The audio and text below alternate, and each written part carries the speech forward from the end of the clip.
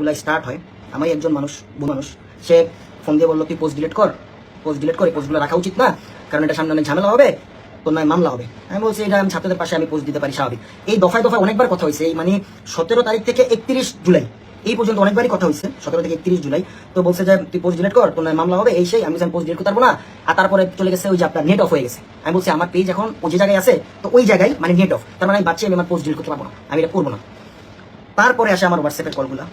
First আমার মানে আমার যেটা সবসময় ইউজ করি ফোন, যে ফোনটা এই পকেটের মধ্যে, যেটা নাম্বার সবার কাছে অলমোস্ট আছে, ওই নাম্বারে একটা বাঙালি নাম্বার থেকে ফার্স্টে ফোন আসছে। আমি তখন করছি কি আমি আননোন সব ফোন ধরা অফ করে দিচ্ছি, আমি সবার ফোন ধরি, তো সবার ফোন ধরা অফ করে দিচ্ছি। তো মেসেজটা আসছে, it's important call for you, please receive the call, behave regards SS, মানে একটা নাম, একদম বড় ইনফ্লুয়েন্সার SS। আমি তখন ঘাবড়ে গেছি এই জিনিসটা, কারণ উনি হঠাৎ করে আমার এভাবে মেসেজ করা, আমি এটা ভয় পেয়ে গেছি। তারপর আমি শেয়ার করলাম কার সাথে, আমার যে ম্যানেজার, যে সবসময় মানে ব্র্যান্ড রিলেটেড কাজগুলো দেখে, আয়মানের সাথে। আয়মান বললো আচ্ছা ঠিক আছে ভাই, আমি বুঝলাম, তাসরিফ ভাইরে জানাই। তো আমিও তাসরিফ ভাইরে জানাইলাম সাথে সাথে, তাসরিফ ভাই এই ঘটনা আমার সাথে ঘটতেছে, আমি কি করবো? ফাহিম আমি অলরেডি আমার বাসার নিচ্ছি, তাসরিফ ভাই হয়তো পোস্ট দেখছেন আপনারা, অলরেডি বাসার নিচে, তখন বাজে মানে রাতের 1টা থেকে 1টা। আমি তাসরিফ ভাইরে বললাম আচ্ছা ঠিক আছে কথা শেষ করেন, কথা শেষ করে আমার জানাই। তাসরিফ ভাই কথা শেষ করছে, ওই দিন রাতে আমার আর ঘুমটুম নাই, একদম শেষ উইয়া গেছে। আমি একটু বলি, আপনারা হয়তো অনেকেই বলছেন যে ভাই ঘাবড়াবেন কেন। ঘাবড়ানোর কারণটা ভাই, আপনারা হয়তো ব্যাকগ্রাউন্ড জানেন না যে ফাহিম ভাইয়া যে ঢাকাতে থাকে, সে কিন্তু ভাড়া বাসায় থাকে, তার বাসায় তার ওয়াইফ, তার মা, তার ছোট বোন থাকে। সে ছাড়া এখানে আদার আর একটা পার্সন নাই যে তাকে এসে হেল্প করবে। আপনারা বলছেন ঘাবড়াবেন কেন, যখন একটা প্রাইম মিনিস্টার অফিস থেকে একটা থ্রেট আসে, আপনি আমার ফাহিমের বয়স কত, তার কি জীবনের মায়া আছে?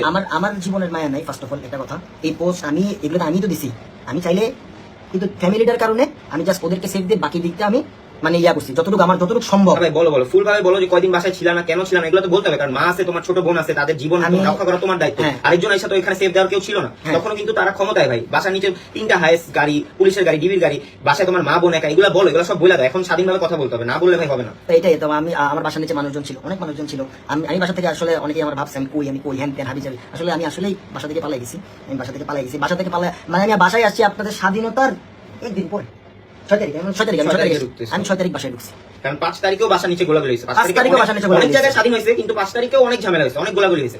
আমাদের মা বোনদেরকে নিয়ে আমরা কিভাবে যে দৌড়াদৌড়ি করছি, এটা তো অফলাইনে আপনাদেরকে এক্সপ্লেন করা পসিবল না, কারণ এটা আমাদের মা বোন, আপনারা জেনে কি করবেন? কিন্তু আপনারা আরেকজন এসে সেভ দিতে পারবেন না, অস্ত্রের মুখে আপনারা সবাই সারেন্ডার করতে হবে। যেখানে মা বোন, আমরা বুক পাইতে দিব, আমাদের কোনো সমস্যা নেই, আমরা বুক পাইতে দিছি, আপনারা ছবি দেখছেন, সবার কমেন্টে ছবি আছে, সব কিছু আছে। আরেকটা কথা বলি, না তো যখন আমি কিন্তু মানে আমি আন্দোলনে গেছি, আমি গেছি, তাসরিফ ভাই গেছে, মানে আয়মান গেছে, সবাই গেছে, আমার পোলাপান তো সব আন্দোলনে। আমি তোরা ছবি পোস্ট কর, আমার যে ছবিটা আছে এটা তোরা আপাতত পোস্ট দিস না, আমি যদি এখন অ্যারেস্ট হয়ে যাই তাহলে এটা এফেক্ট তোদের, মানে তোরা সব পিছিয়ে এসে করবি, তোরা সব পিছিয়ে। আমি জানি আমি যদি কিছু হয়ে যেত, ওরা ব্যাক ফরওয়ার্ড চলে আসতো, সবাই ওরা ব্যাক ফরওয়ার্ড। আমি বলছি ঠিক আছে আমার ছবিটা বাদে তোরা সব ছবি পোস্ট দিয়ে, তোরা সব যেমন যে তাই কর, একবার আমি আমার ছবি, আমি যে আন্দোলনে গেছি আমার ছবিটা তুই পোস্ট করিস না। আমি বলছি ঠিক আছে ভাই, এতটুকু শেষ। তো যখন ওই যে ওনার মেসেজ, তখন আমি তাসরিফের বললাম ভাই এরপরের দিন আমাদের একটা মিটিং করা দরকার। তারপরে মিরপুর চলে যায় সাথে সাথে লেজিট বন্দর অফিসে, ওখানে যে আমি আয়মান, তারপর তাসরিফ ভাই বললাম ভাই আপনি কি বলছে এগুলো একটু বলেন আমারে, কারণ আমারে ফোন দিছে, ফোন আমি পিক করি নাই, 2বার মনে করেন যে 2বার মেসেজটা 2বার আসছে, একবার রাত্রে আসছে, একবার সন্ধ্যা দিকে আসছে, আর কল আসছে 3-4বার, আমি এগুলো পিক করিনি। তো আমি বললাম ভাই বলেন ভাই কি অবস্থা, এগুলা কি? তাসরিফ ভাইয়ের হাতে পুরো স্ক্রিপ্ট, তাসরিফ ভাইয়ের হাতে স্ক্রিপ্ট, যেগুলা কারা করতেছে, কি নিয়ে ভিডিও বানাইতে দেবো। আমি ওই দিক থেকে একটা হাসি দিয়া তাসরিফ ভাই বললাম ভাই মাপ চাই, দোয়া চাই, আমি পলাই যেতেছি গা, দরকার হলে দেশে থাকলাম না মরে গেলাম, ডাজেন্ট ম্যাটার, কিন্তু আমি এই ব্যাপারে ভিডিও বানাইতে পারবো না। এখন আমার যদি খুঁজেও এটার মধ্যে নাই, তাসরিফ ভাই বলছে আমি এটার মধ্যে নাই, তাসরিফ ভাই ক্লিয়ার, আমি সেটা পারবো না। তাসরিফের মতো ওইখান থেকে লিভ। আমি গাড়ি এক জায়গায় রেখে, তখন কিন্তু কারফিউ চলে, তখন কারফিউ চলে, গাড়ি আরেক জায়গায় রেখে আমি আরেক দিক দিয়ে রিক্সা দিয়ে গেছি।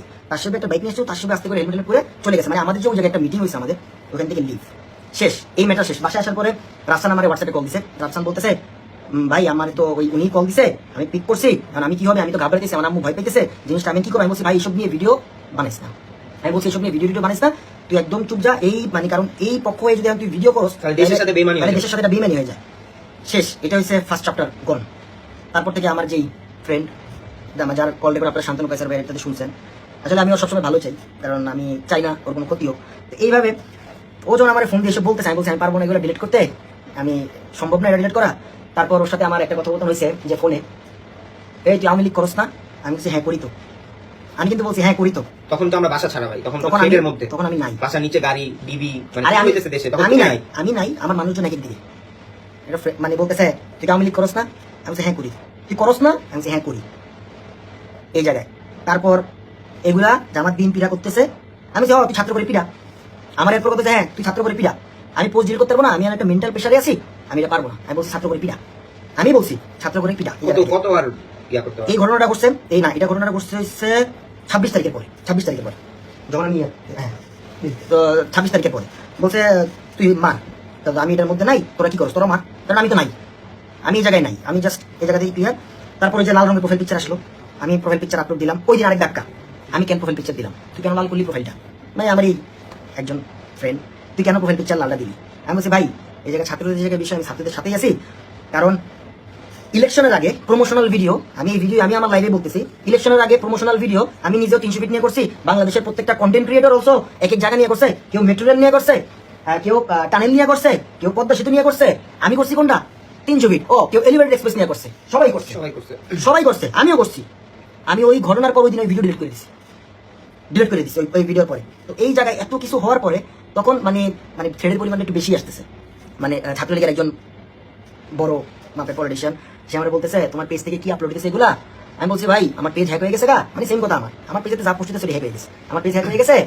যে এটা গন উনি তো বলছে একটা কথা যে তুমি তাইলে তোমার আইডি থেকে স্ট্যাটাস দাও, আমি বলছি ভাই আমার আইডিও চলে যাবে, তো এটা নিয়ে আমি আর পারবো না করতে। যতটুকু লাস্ট কল আসছে আমার কাছে। ও এর মাঝখানে আমি একটা কথা ক্লিয়ার করে দিয়ে যাই, এইসব ঘটনা যখন ঘটতেছে আমি ভাই একা কথাগুলো শুনিনি, আমি আমার পুরো টিম রে এক্সাইট করে ওদেরকে বলছি তোমরা আন্দোলনে যাবা, যা লাগে সব আমি আছি। আমার মাঝখান দিয়ে ভয় লাগছিল যখন ভাইকে থ্রেড